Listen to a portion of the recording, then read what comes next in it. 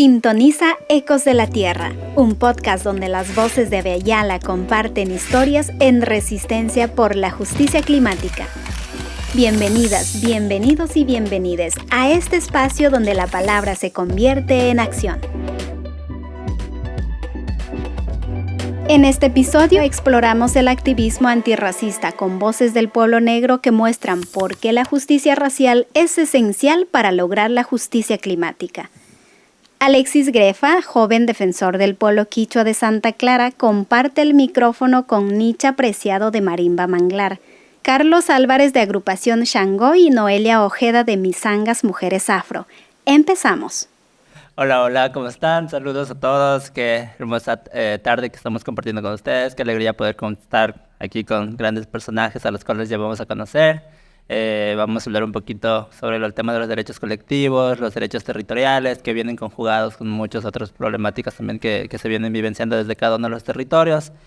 Quisiera presentarme con ustedes. Mi nombre es Alexis Grefa y vengo del pueblo quichua de Santa Clara, desde donde nace el río Piatúa, uno de los ríos emblemáticos del país que lleva una lucha contra una hidroeléctrica. Y igual, somos jóvenes indígenas que estamos luchando y resistiendo contra problemáticas extractivas en nuestros territorios. Y me alegra mucho poder compartir con ustedes, conocerles y saber de sus luchas, de saber de sus procesos. Y también conocerles a ustedes como personas, porque eso es lo más importante. ¿Podemos empezar? Bueno, muchas gracias por invitarnos, por invitarme personalmente a este espacio. Mi nombre es Noelia Ojeda, soy del colectivo Misangas, Mujeres Afrodescendientes de Uruguay. Somos un colectivo feminista, antirracista, también antiprohibicionista. Tenemos varias líneas de trabajo, pero todas orientadas hacia la incidencia política. Participamos de este espacio de movimiento social del BIL desde el año 2019 y bueno, empezamos con algunas acciones puntuales a nivel de nuestro país y bueno, pero fuimos también conformando una agenda y ahora estamos justamente trabajando para incidir en algunas temáticas que nos parecen bien importantes trabajar, ¿no? Como son las personas privadas de libertad, sobre todo mujeres. Estamos trabajando fuertemente con esas poblaciones, con niñez en temas de educación. Y bueno, y ahora también teniendo más conocimientos y más herramientas sobre lo que es la justicia climática, digamos, y también aprendiendo mucho y también intentando también compartir lo que podemos saber también desde nuestras vivencias, ¿no? Como población afro de Montevideo y de Uruguay específicamente. Qué gusto, Noelia, qué gusto, chiques, que estén acá. Yo soy Nicha Preciado, soy una mujer esmeraldeña, me reconozco como una mujer negra, afroesmeraldeña también, y pues siempre reivindicando la negritud como un proceso de resistencia en mi población. Esmeraldas es un pueblo que fue siempre una comuna libre, un palenque en la costa pacífica. Entonces, pues desde allí me reconozco y siempre ando con esa reivindicación de la resistencia de mis ancestras y mis ancestros. Soy gestora cultural, soy comunicadora social también, y pues ahora estoy acá en representación del Grupo Cultural Manglar, al cual yo pertenezco, que es un grupo que se encarga por medio de un semillero de la transmisión de saberes, de música y danza afroesmeraldeña. Entonces, justamente desde allí también resistimos, desde el uso de nuestros instrumentos tradicionales, desde el uso de nuestro baile, desde el uso de nuestros cantos, transmitir a los niños, a las niñas, estas ideas de liberación y de resistencia que también tiene esta carga espiritual que también tiene nuestra música.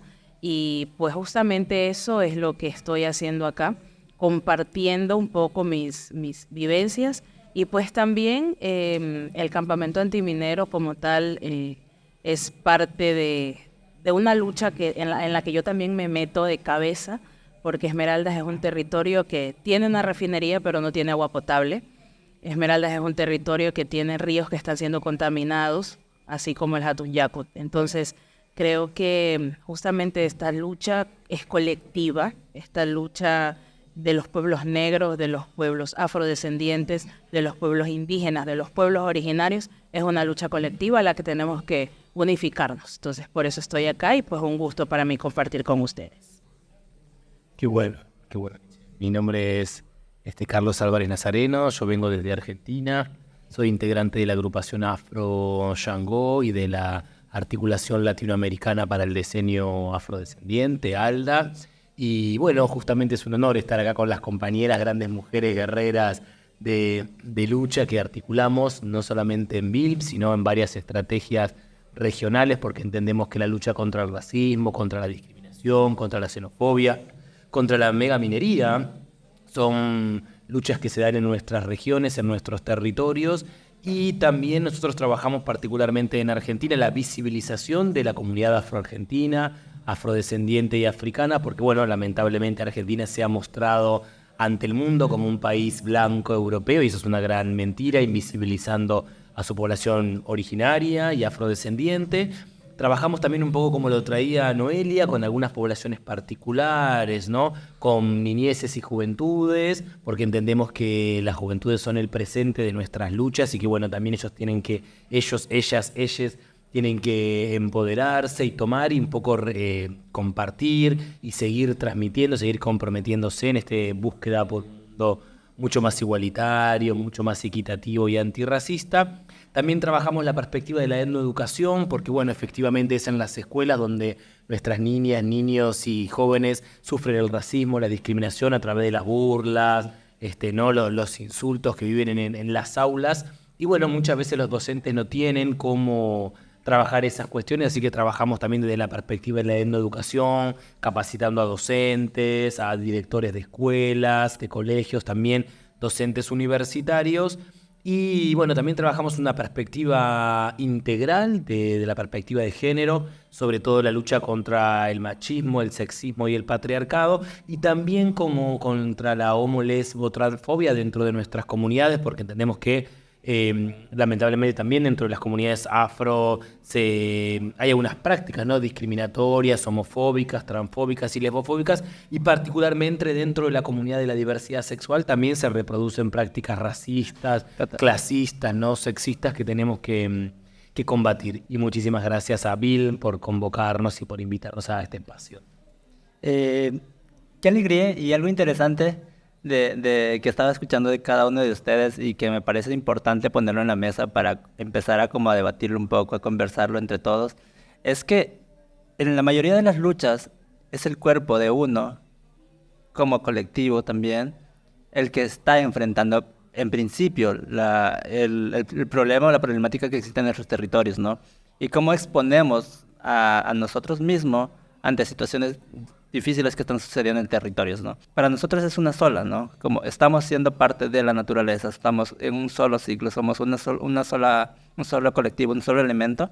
¿Y cómo conectamos eso? O sea, el exponer principalmente nuestros cuerpos a ese tipo de situaciones. En principio creo que el hecho mismo violento de enfrentarte a la situación de que tienes que conocer que eres un cuerpo excluido, ¿no? Cuando yo salgo de Esmeraldas a Quito a estudiar la universidad, porque la situación de Esmeraldas, que por el racismo estructural mismo, Esmeraldas, una población mayoritariamente negra, entonces nos toca muchas veces migrar. Me tocó salir muy pequeñita, de 16 años, cuando terminé el colegio, y pues fuera de Esmeraldas me vine a enterar que ha sido un pecado ser negro.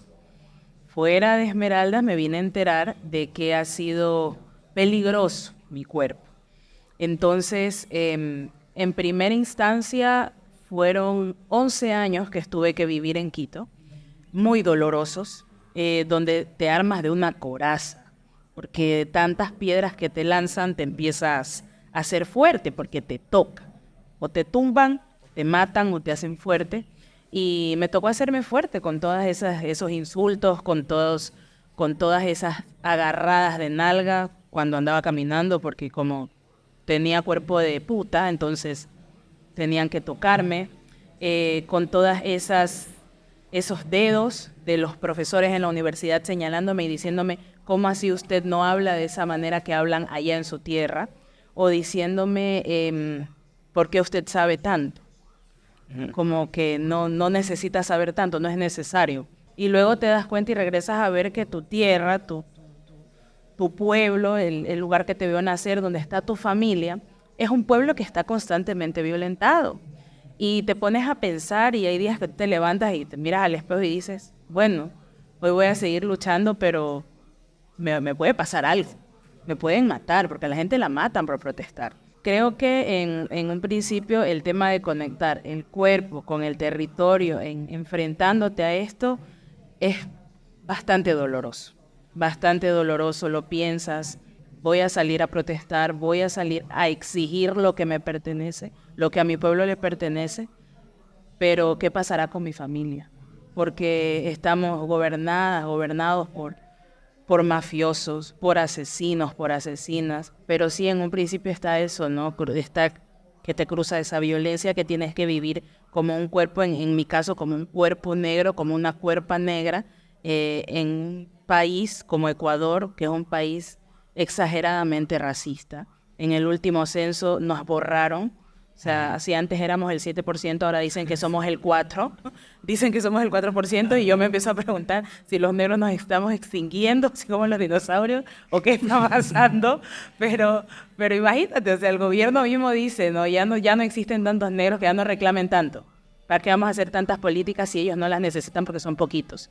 Entonces, desde allí tú te das cuenta que tu cuerpo constantemente violentado es un cuerpo que también se agota de luchar todo el tiempo, pero que le toca, porque nos toca. O sea, estamos en un territorio que es nuestro por derecho, que es nuestro, pero pues que estas hegemonías han querido siempre quitarnos, entonces estamos en esa constante lucha violenta. Entonces eso quería decir antes que se me vaya la idea. A mí me gustaría complementar un poco escuchándote, querida. Yo creo que para que el futuro no duela es que nosotros, ¿no? Justamente nos constituimos como activistas, como militantes, ¿no? Como defensores de los derechos humanos. Un poco escuchándote, yo empecé la militancia justamente en relación al movimiento afro, la lucha contra el racismo, cuando una compañera, una hermana, una amiga, ¿no? Elizabeth, en los últimos años del secundario, me invita, ¿no querés sumarte a un grupo de jóvenes afro que vamos a juntarnos, ¿no? y a pensar un espacio de juventud? Y cuando comienzo a juntarme con otros jóvenes negros, ahí es donde empiezo a entender que eso que me pasaba a mí, que esas burlas, que esos insultos que vivía en el aula y en el colegio, y que la situación que vivía mi familia, mi madre, mi abuela, mis padres de pobreza, no era exclusiva de mi familia y de mí, ¿no? Sino que justamente había un sistema que estaba constituido para allí, y ahí comencé a entender lo que es el racismo estructural y lo que es el racismo institucional, y bueno, y la violencia racista que vivimos, como le decían, solamente por tener este color de piel en las calles, ¿no? Y a partir de allí dije, bueno, hay que, justamente creo que la organización hace la fuerza, y está bueno juntarse, pensarse en comunidad, pensarse en colectivo y comenzar a defender nuestros derechos. En nuestro caso, el candombe, pero bueno, también nuestras expresiones culturales son la resistencia viva que nos heredaron nuestras ancestras y nuestros ancestros, y bueno, nos toca con orgullo, nos toca con mucha fuerza hoy estar representando y bregando para que realmente paren de matarnos, porque nos están matando a lo largo de todas las Américas y en Europa, hoy que todo el mundo está muy movilizado por lo que pasó en Palestina, ¿no? Y en la Franja de Gaza. Vaya nuestra solidaridad justamente con el pueblo palestino, pero también hay que recordar que sistemáticamente todos los días cientos y cientos de jóvenes negros son asesinados por la violencia policial, por los organizaciones narcotraficantes, o en el continente africano, por justamente las condiciones de vulnerabilidad que vivimos, y no necesariamente todo el tiempo vemos, ¿no?, al establishment internacional, o muchas veces hasta nuestros propios compañeros y compañeras de lucha, levantar la voz por esas personas negras que mueren cotidianamente. Y bueno, acá estamos también con fuerza y con energía para seguir construyendo un mundo mucho mejor. Sí, bueno, no me dejan mucho más para agregar, pero... vamos. No, bueno, pero sí, me llama la atención que Argentina, Ecuador, Uruguay pasamos, ¿no? Estructuralmente diversas situaciones que son en común, digamos, ¿no? En esto también de que los cuerpos son territorios, también yo soy una persona que nació en un barrio de la periferia de Montevideo, que es la capital del país de Uruguay, donde están la mayoría de las personas afrodescendientes, ¿no? También desplazadas en un primer momento por procesos migratorios, pero después la dictadura militar desplazó a muchas personas que estaban en la costa, digamos, de Montevideo, porque claro, el argumento que está escrito es que personas negras no podían habitar la costa porque empobrecían y hacían feas la ciudad. Entonces, nada, camiones y camiones sacaron a esas personas y las llevaron a la periferia. Y generacionalmente, muchas personas afro fueron criadas en la periferia del departamento de Montevideo, por ejemplo, ¿no? ¿Y eso qué hace? Que, por ejemplo, no se hayan desarrollado con condiciones ambientales básicas, mínimas, para un desarrollo, digamos, no quiero decir normal porque lo normal no existe, pero sí un desarrollo adecuado. Pensar también que nosotros somos personas que fuimos arrancadas, digamos, ¿no? Generacionalmente, nuestras antepasados, de nuestra madre tierra, ¿no? Y a partir de ahí empezamos como un éxodo, si se quiere, por digamos, América Latina, cuando llegamos y hacemos como, bueno, comunidad, ¿no? Y a partir de ahí resistimos y a partir de ahí sobrevivimos, si se quiere. Si pensamos en cuestiones como de racismo estructural, índice de pobreza, de marginalización, de exclusión, eso después genera costos sociales, económicos, políticos, culturales a toda la sociedad, ¿no? De cómo realmente el racismo no es un problema de las personas negras, cómo la transfobia no es un problema de las personas trans, ¿no? Sino que es vincular y cómo generar también herramientas a partir de nuestros conocimientos, que también primero los tenemos que validar nosotras y nosotros, y después también un poco meter el cuerpo y la lucha y la voz para que otras personas lo validen, digamos, y lo acepten en ese sentido. En Uruguay específicamente, para poner un ejemplo, hubo un derrame muy grande de agrotóxicos de una empresa que hace celulosa, en un río, digamos, y contaminó todo y mató todo, y las respuestas institucionales no son adecuadas, digamos, ¿no? Se piensa en multas, por ejemplo, multas económicas, pero toda la biodiversidad, el agua, ¿no? Que es como, somos agua, el agua es vida, eso no se piensan como en esos costos y en esas reparaciones, si se quiere, como más estructurales, ¿no? Y las poblaciones. Bueno, el agua salada, eso es otro tema. Bueno, Uruguay, una de las sequías más grandes de la historia del país en los últimos 30 años, ahora la estamos superando, al punto de que el organismo público encargado de la purificación, la distribución del agua a nivel país, le ponía sustancia, no voy a decir nombre porque no me acuerdo, pero le ponía sustancia que hacía que el agua fuera con gusto salado, o sea, estaba intomable. ¿Eso a qué obligó? A que muchas personas, las que podían, tenían que comprar agua embotellada, ¿no? Bidones de 6, 10 litros de agua. En mi caso particular, nada, destiné cierto dinero para eso, pero no era un dinero que yo ya tenía invertido, porque yo ya pago por el agua, porque es un servicio público, o sea, no tenía por qué comprar agua embotellada, pero pasaba que muchas personas afro, personas de la periferia, personas pobres, no tenían acceso a poder comprar agua. Y entonces, bueno, también las políticas públicas iban de atrás, ¿no? Era, bueno, estábamos 2 meses con agua salada, bueno, ahí se pensaba una estrategia para financiar, bonificar el costo del agua, por ejemplo, ¿no? Pero cómo también esas cosas no se van como teniendo en cuenta, no se van como midiendo. No hay una proyección a largo plazo, ¿no? De los usos de los recursos naturales en ese sentido, y cómo también las personas más afectadas son las personas con menos recursos, había gente que compraba una botellita de agua y había gente que llenaba 4 carros de supermercado de bidones de agua, ¿no? Entonces, bueno, volvemos a lo mismo, ¿no? Exclusión y discriminación y quién usa qué y para qué, y a quién perjudican, ¿no? Un poco nosotros como integrantes del movimiento tanto afro como de pueblos originarios, luchamos por la representación política, ¿no? Por la representación política en los distintos niveles de las esferas nacionales, pero también internacionales, y por la participación política, y justamente tenemos ese objetivo porque queremos también transformar esa estructura de poder dominante que está consolidada por la blanquitud y la hegemonía de las grandes familias que históricamente a partir del capitalismo han gobernado y gobiernan nuestras vidas, porque son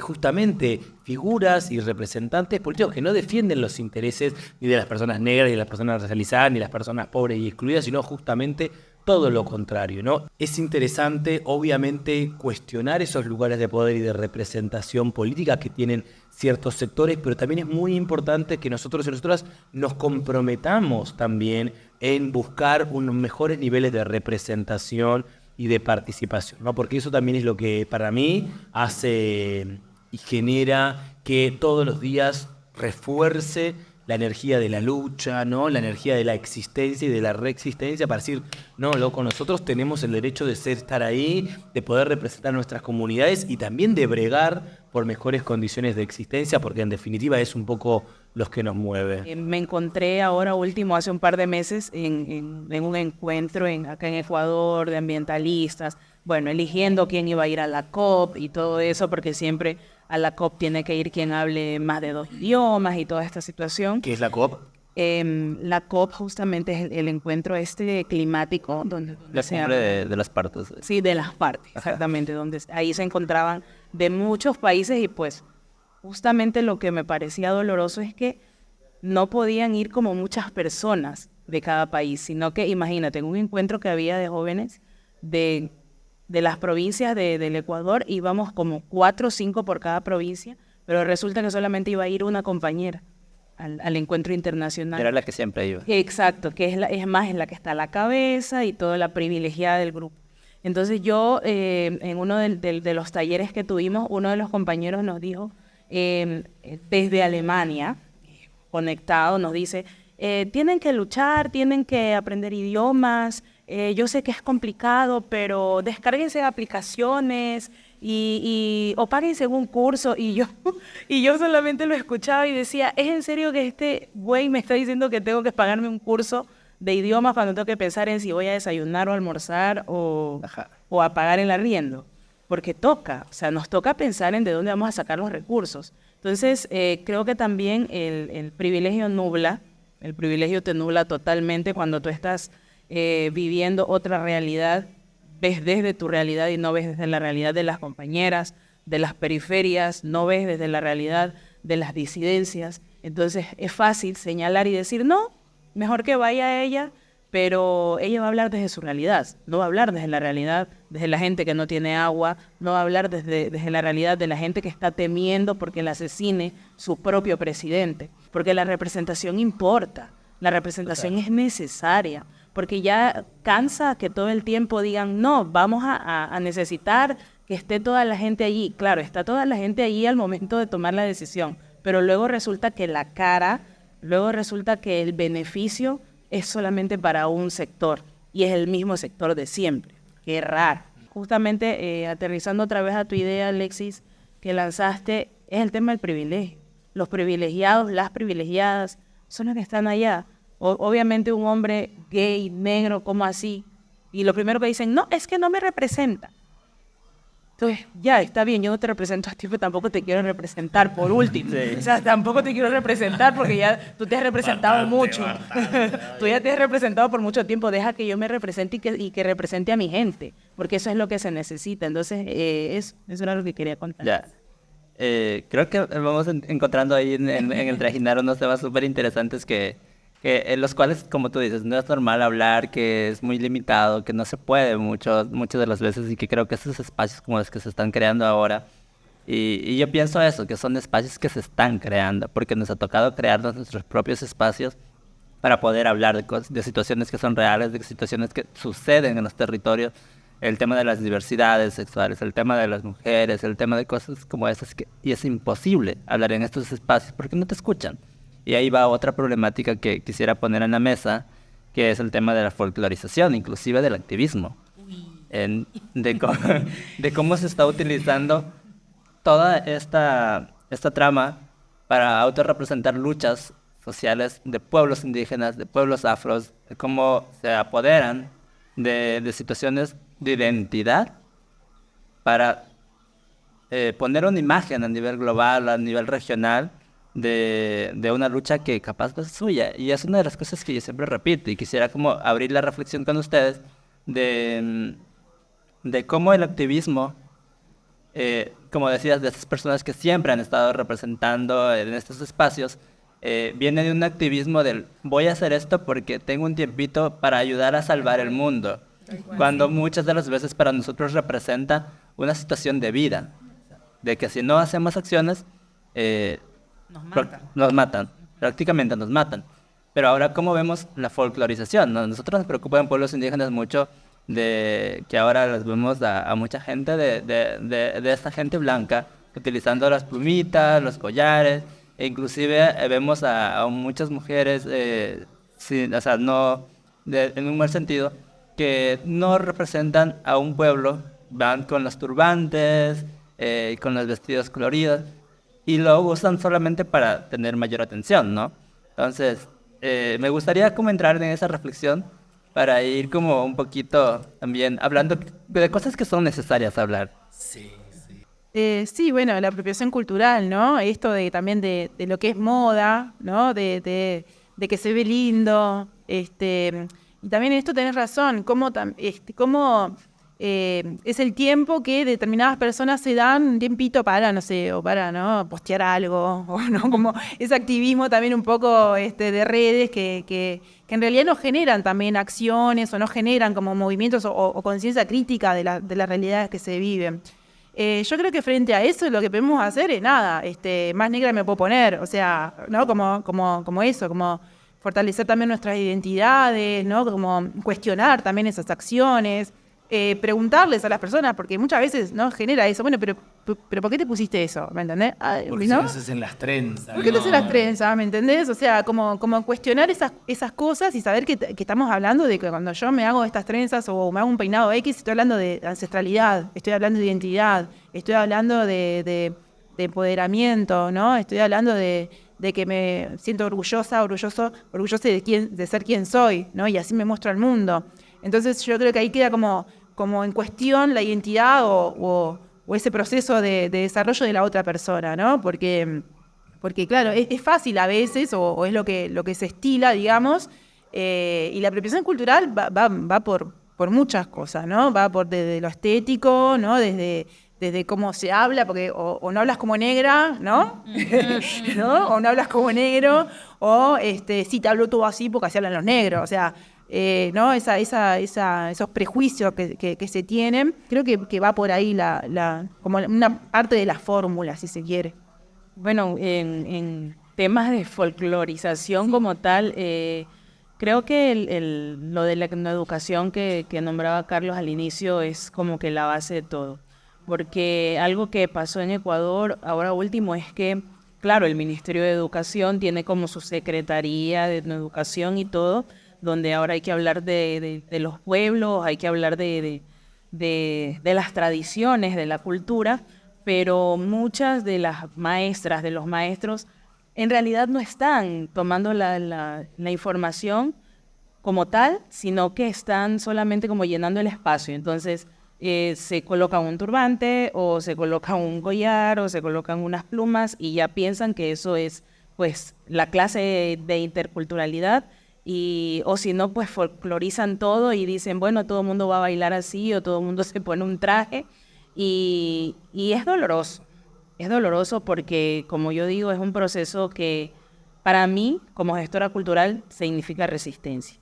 Entonces, a mí, algo que yo les comentaba a las compas en la mañana, me duele muchísimo que hay gente que agarra nuestra música y solamente es como que les vale un huevo, y lo hacen porque sí, por rellenar, porque, para que no digan que no los escuchamos, o para que no digan que no les damos chance, pero no lo están haciendo con conciencia. Lo mismo pasa con el tema del cabello, en las trenzas. Muchas mujeres se trenzan el cabello, pero no tienen la conciencia política, la conciencia como tal del cuerpo para el uso de dreadlocks, de trenzas, de turbantes, que tienen que ver mucho con la estética. Lo mismo pasa con la gastronomía, con el uso de nuestras plantas, como vienen a la Amazonía, se llevan las plantas, las patentan en otra parte, y ahora resulta que ellos no venden nuestra propia medicina transformada.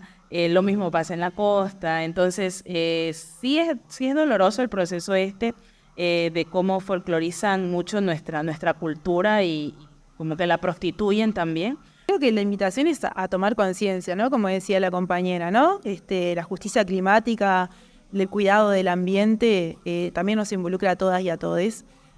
no solamente, obviamente, más brutalmente, si se quiere, a las poblaciones que habitan estos territorios, pero a la larga vamos a marchar todos, ¿no? Como se dice. Tomar conciencia de eso, también, leer es también una buena práctica, interiorizarse, escuchar, conocer, ser receptiva a las personas, ¿no? A estas cosas que no son agravios a las personas blancas, no son agravios, sino es parte de la realidad, de la otra cara de la realidad que vivimos, ¿no? Entonces me parece que es importante que las personas puedan comenzar ese proceso, ¿no? de tomar conciencia, de acercarse a organizaciones, a colectivos, interiorizarse, votar con conciencia, votar por una misma, por uno mismo, ¿no? Por el bienestar también comunitario y familiar. Yo no concibo, por ejemplo, que personas afro voten a la derecha, porque es como antinatural, si se quiere, ¿no? Pero ¿por qué? Bueno, pensar por qué, pensar también las condiciones estructurales de cada una y ver cómo esas decisiones políticas, económicas, sociales, culturales han afectado a las personas, ¿no? Y a nuestras comunidades y a las poblaciones en general. Es un poco por ahí. Gracias, Noelia, Alexis, Carlos, ha sido bastante nutritiva esta conversación y bueno, a veces como que nos falta tiempito. Pero bueno, invitar a hacernos cargo. Yo creo que hacernos cargo de las cosas. Yo creo que con esa reflexión yo me voy. Hay que hacernos cargo. El tema del racismo, del extractivismo, el cambio climático como tal, no es que solo nos compete a nosotras, a nosotres, sino a todos. Entonces creo que hacernos cargo es el mensaje más claro que yo puedo dejar. Buenísimo, muchísimas gracias Alexis y compañeras, porque es un honor compartir este momento con ustedes. También invitar entonces a toda la audiencia a la participación, ¿no? Creo que es fundamental salir de la zona de confort y poder sumarse a construir con otros y con otras conscientemente, como bien decían las compañeras, pero sobre todo sumarse a los proyectos comunitarios y a los proyectos colectivos. Nosotros y nosotras nos organizamos justamente para generar una transformación social, cultural, política, por el buen vivir, por vivir sabroso, y eso es para todos y para todas. Entonces, sobre todo a esas juventudes que están allí, que sabemos que están ansiosas por acceder a todo ya, bueno, es importantísimo que se sumen a nuestras organizaciones, que generen espacios de encuentro en sus comunidades de barrio, en sus colegios, en sus escuelas, pero que fortalezcan sobre todo la perspectiva étnico-racial, ¿no? De la lucha contra el racismo y por la igualdad de los pueblos originarios y afrodescendientes, que en definitiva es la igualdad de todos y todas. A nosotros nos pueden seguir en las redes de la agrupación Shango, con X, agrupacionshango, @gmail.com, eso es nuestro mail, y estamos en Instagram y en Facebook como agrupación Shango con X, así que ahí les esperamos, dale like, dinos, que te vamos a seguir. Listo. De misangas@gmail.com, nuestro correo. También estamos en Instagram, Misangas Mujeres Afro. @Marimba Manglar, y pues en YouTube nos encuentran como Grupo Cultural Manglar, también para que vean pues también lo que pasa en Esmeraldas, que no pasan solo cosas malas.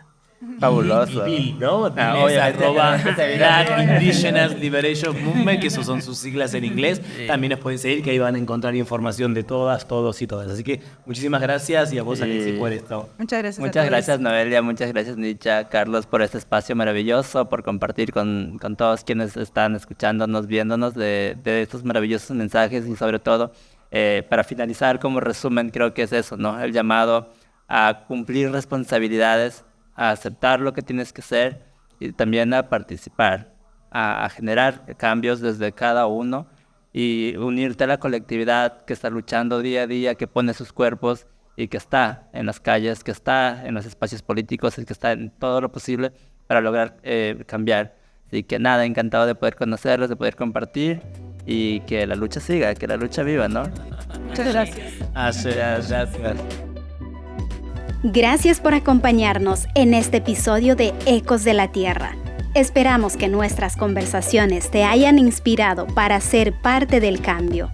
No te pierdas el próximo episodio y sigue las redes de Bill, Muliu TV y Doc Society para nuevas actualizaciones. Hasta que la dignidad sea costumbre, las resistencias continúan.